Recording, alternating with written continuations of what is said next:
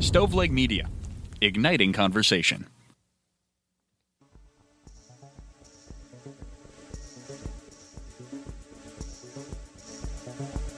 Welcome to True Crime to Go. What can I get for you? Sheep. I want some sheep. Sheep. Can I have a story about sheep? Bah. Pull up to the second window and we'll see you next crime. Welcome to True Crime to Go. I am John here with Jamie. What are you wanting, like rack of lamb or something over there? What you got cooking over there? If I freaked you out, it sounds like I lost my mind, I think. But I think it'll make more sense once we get into this crime story that is 10 minutes, maybe less. We appreciate you guys tuning in each and every week. We hope you enjoyed this bonus content aside from our regular Tuesday show. With all that being said, Jamie, why don't you get the ball rolling?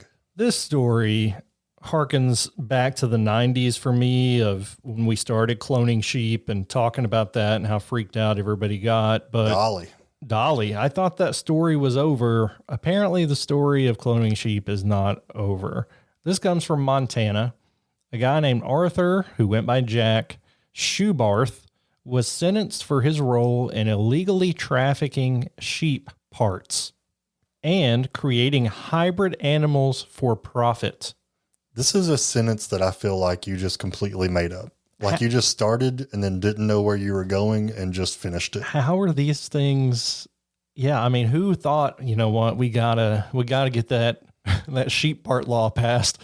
Those hybrid animals, they're a real problem. I didn't know there was even a law that this could fall under. Yeah. I mean, we're out there chasing lagers down, I guess.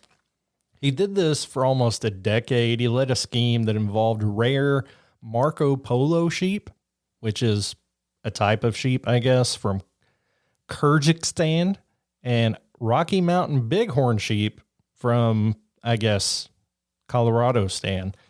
His goal was to breed bigger and more valuable hybrids to sell for hunting purposes. This just keeps getting worse. There are huge ranches where you can pay to have access to hunt.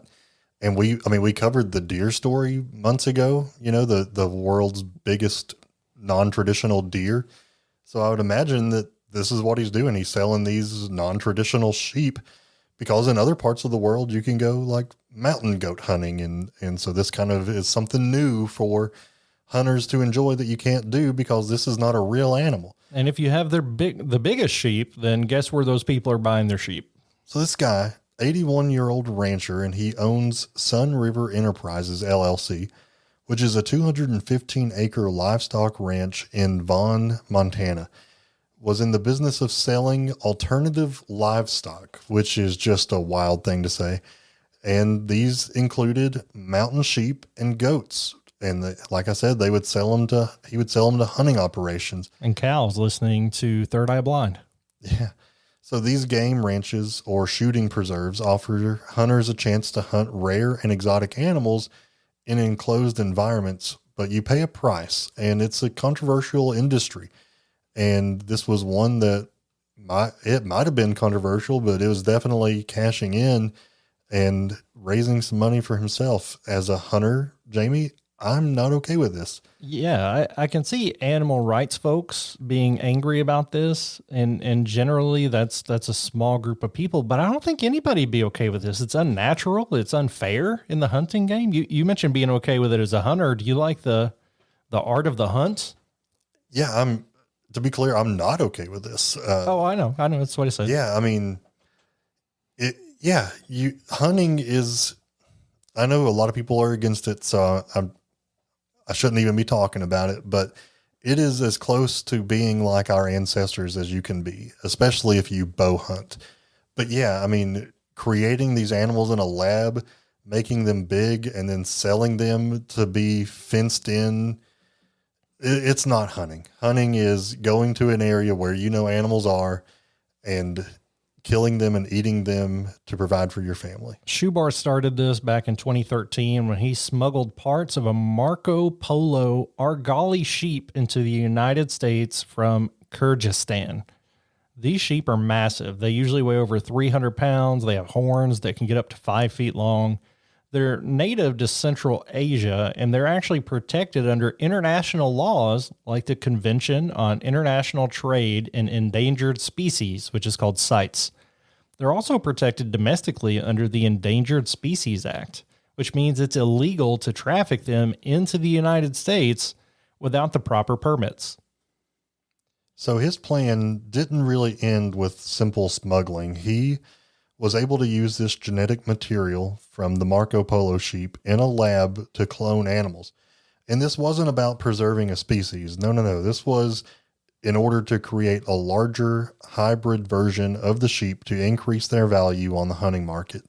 So the cloned embryo was implanted at his ranch, which resulted in a purebred male Marco Polo sheep, which he named Montana Mountain King, or MMK. MMK. Once MMK was born, Schubarth and his associates took things a step further. They used MMK semen to artificially inseminate other species of sheep, which were also prohibited in Montana due to concerns over disease. When you're mixing species and making hybrid animals, unexpected things are going to happen. It could create new diseases.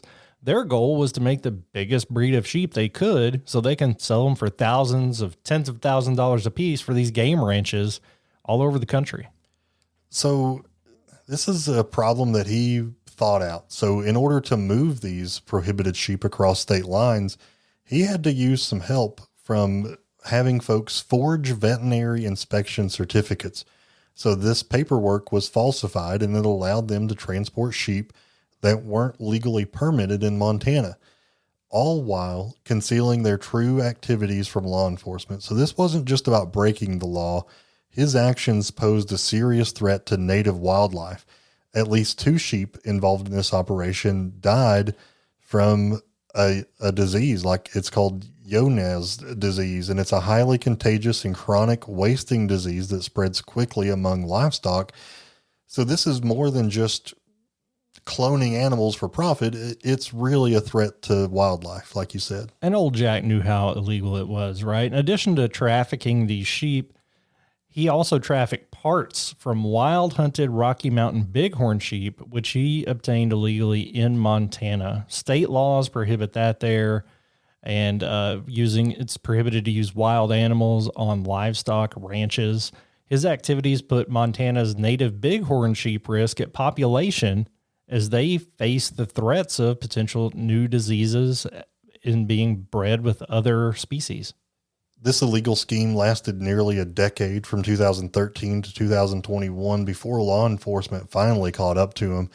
In 2024, he was convicted and sentenced to 6 months in prison and ordered to pay significant fines, including a $20,000 contribution to the Lacey Act Reward Fund and a $4,000 payment to the National Fish and Wildlife Foundation.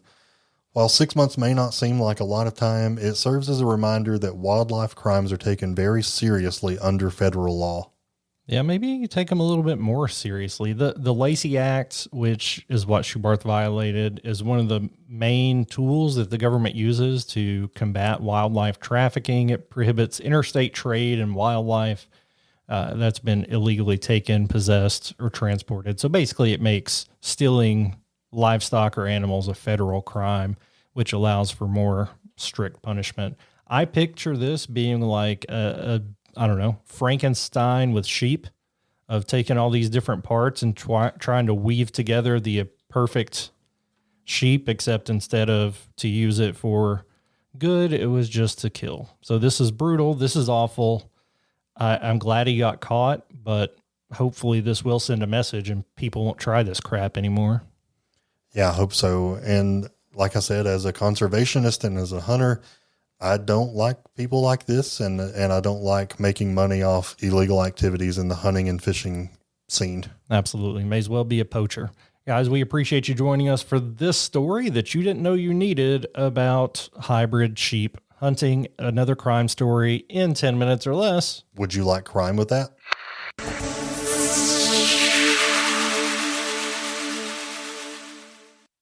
You've listened to True Crimecast, distributed by Stoveleg Media. Check out stoveleg.com to find out more about your hosts and to find other podcasts to listen to. Stoveleg Media, igniting conversation.